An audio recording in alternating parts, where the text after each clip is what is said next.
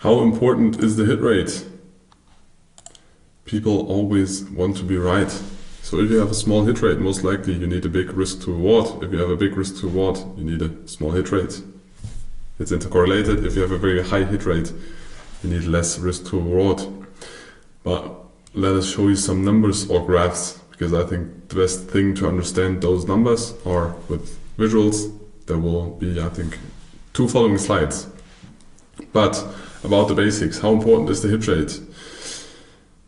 Most people look at the hit rate, they have a trading strategy because people want to be right. People invest time and then they want to be right. They want to be right with the analysis, they want to be right with the decisions, they want to be right with the opinions. People in generally want to be right. People don't like it to be wrong because then they have the feeling of just have negative emotions.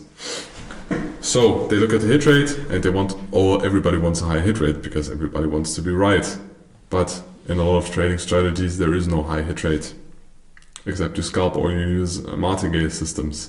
But if you do swing trading or intraday trading, difficult to have a hit rate above 80%, at least with the strategies we have, because we have a different approach. People have a desire for a high hit rate, but the hit rate alone is not important because it is always intercorrelation with the risk to reward ratio. And another very important thing in risk management, hit rate and risk to reward ratio is what will be your max losing streak. So how much are you going to lose in total?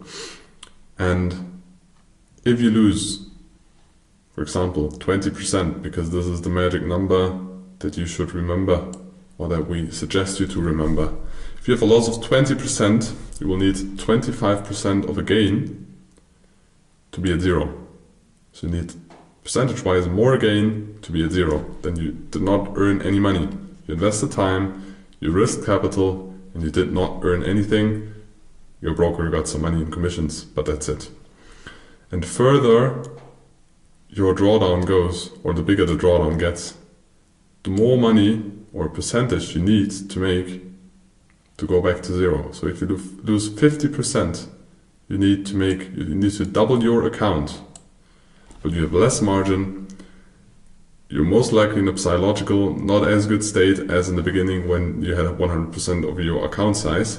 And then you need to double your account with the same strategy. So this is going to be very difficult. So when you calculate the risk management, you should never try to get a bigger drawdown than 20 or 30%. Because when you see with 30%, this one gets very exponential. And that's not good for you. Because then the odds are more and more stacked against you.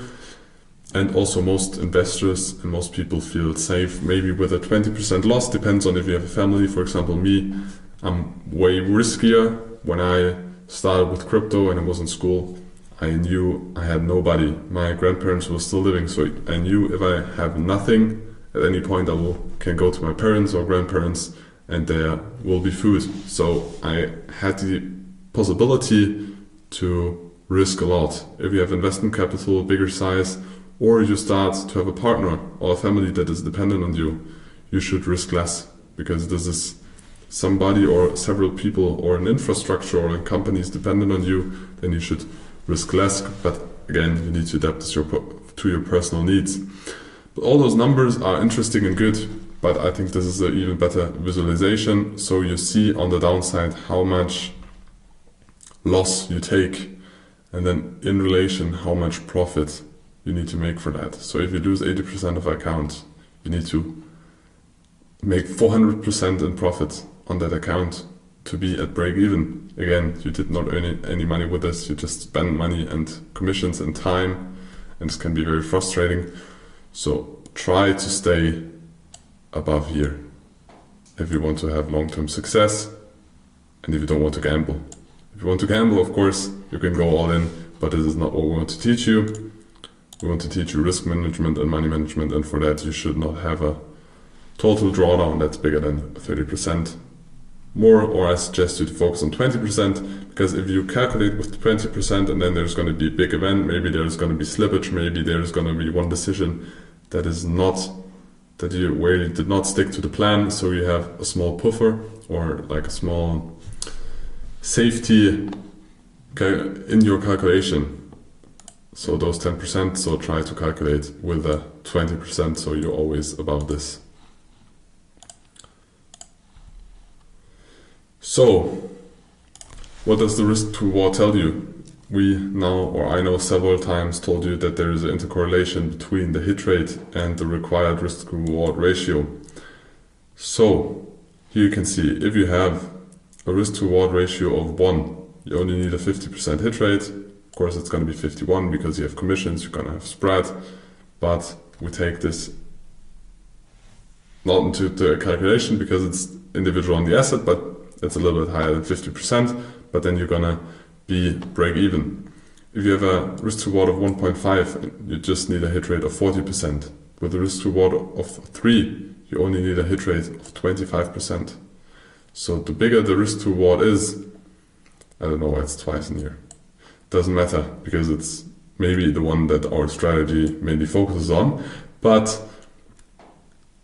with a risk to reward of 5, you only need a hit rate of 70%. So the bigger the risk to reward, and you can see it in this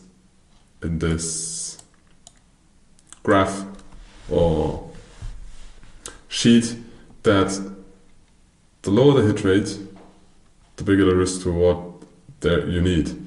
And you need to find your safe space where you are okay with being right. If you need a very high, if you need to be right all the time, then maybe you need to go more on scalping or improve the intraday trading and take less trades, but just take trades with all the confirmations. So lower your trade frequency. If you're okay with not being right that much, and a lot of people say, yeah, I don't have a problem with being wrong, but you need to test this, make a journal, and test if you really don't have a problem with not being right, because some people tell, yeah, it's no problem for me, but when it happens that they're wrong 20 times in a row, then they start to mistrust the edge, mistrust the strategy, they don't stick to it anymore, and then they're gonna do strategy hopping or adapt the strategy, and that's not good, because we want to stick to a strategy long term. So this is the calculation. You need to take this into account and you need to test it for yourself. Again, another visual graph for, the different areas, how much risk to reward you need with the areas of you being right. So on the downside you have the risk to reward ratio, and on the left side you have the percentage of how often you are right or wrong. So percentage and risk to reward ratio. The lower the hit rate, the bigger the risk to reward ratio gets, and those are the areas the different traders should stick to or focus on. So if you have a hit rate of 20 to 30%, you should focus, or you most likely will focus, on swing trading and focus only on trade ideas where you have a risk to reward between 4 and 2.3. If you focus on day trading, you should have a hit rate between 40 and 50%. So you're still wrong more than you're right.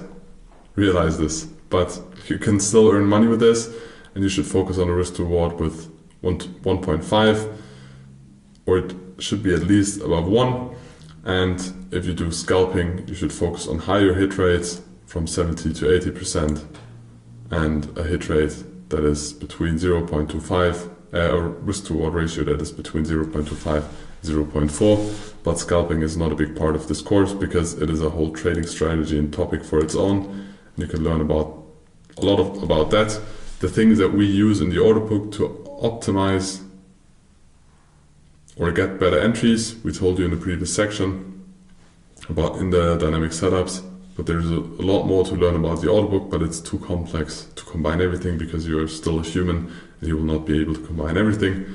So scalping whole own topic, but we still wanted to include here if you want to scalp, if you want to trade very short term. Those are the numbers you should focus on.